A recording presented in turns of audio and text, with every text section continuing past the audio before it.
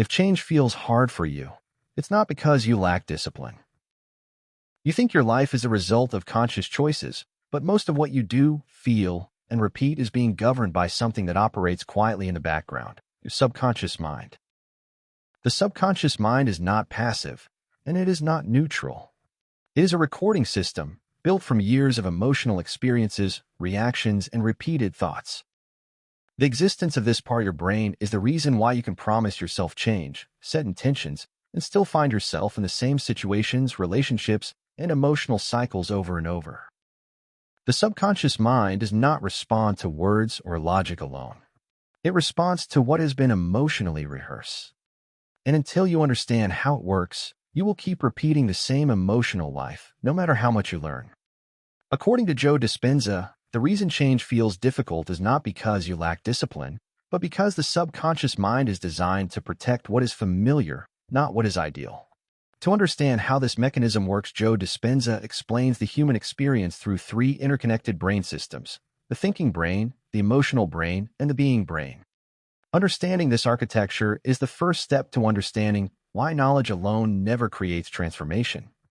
The first system is the thinking brain, associated with the neocortex. This is where reasoning, analysis, imagination, and learning occur. Every time you read a book, watch content like this, or reflect on your life, you are activating the thinking brain. This is where personal development usually begins. But the thinking brain mainly communicates with a conscious mind, not the subconscious mind. Information stored here becomes declarative memory, knowledge you can explain, repeat, and intellectually understand. This is why someone can clearly describe their patterns, traumas, or limiting beliefs and still continue living them, not being able to make a real change. The key point here is to understand that the subconscious mind does not change just because you understand something. Without emotional involvement, the body does not interpret the thought as real.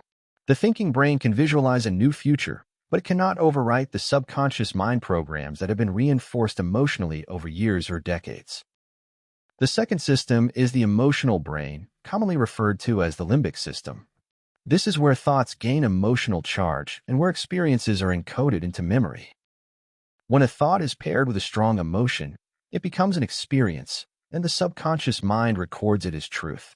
Repeated emotional experiences create non-declarative memory, automatic behaviors, habits, abilities, emotional reactions, and belief systems. Over time, the subconscious mind learns what emotional state feels normal. Stress, guilt, anxiety, or even suffering can become familiar emotional identities. The body begins to crave these emotions because the subconscious mind is addicted to the predictable chemical states they produce, and where the body and the mind become one. This is why change often feels uncomfortable or even threatening. New emotional states feel unknown to the subconscious mind, and unknown is interpreted as unsafe.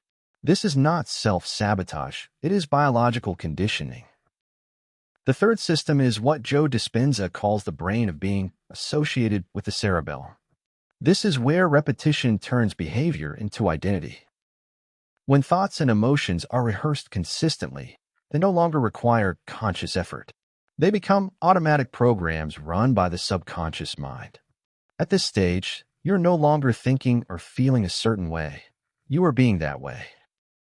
Your personality becomes a memorized emotional and behavioral pattern, and your life circumstances reflect that internal state. This is why real self-transformation does not happen at the level of motivation or positive thinking. It happens when a new emotional state is practiced enough times that the subconscious mind accepts it as familiar. Only then does the body stop resisting change.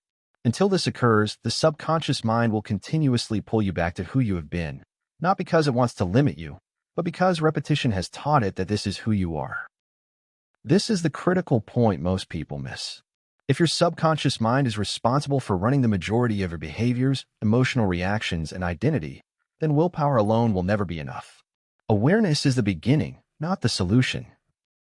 This part of your brain must be reconditioned through new emotional experiences, not just new ideas. This is why meditation, mental rehearsal, and emotional regulation are key points for change. This is where you don't force change. Instead, you are training the subconscious mind to accept a new internal state before the external world confirms it. And this is the moment where most people give up, because it requires embodying a new way of being without immediate proof. But this is also the exact threshold where transformation becomes real. So before you dismiss this as another explanation, there is one final question you need to sit with. If your subconscious mind is shaping your reactions, your choices, your emotional defaults, and ultimately your life, then who is actually in control right now? Once you see how the thinking, the emotional, and the being brain operate together through the subconscious mind, you cannot unsee it. Every trigger, every repeated pattern starts to make sense with unsettling clarity. After realizing this, your focus is no longer on changing thoughts, but on interrupting the automatic self, the subconscious mind and all it has been rehearsing for years. This is where your real self-transformation starts to take place, and the familiar version of you begins to dissolve.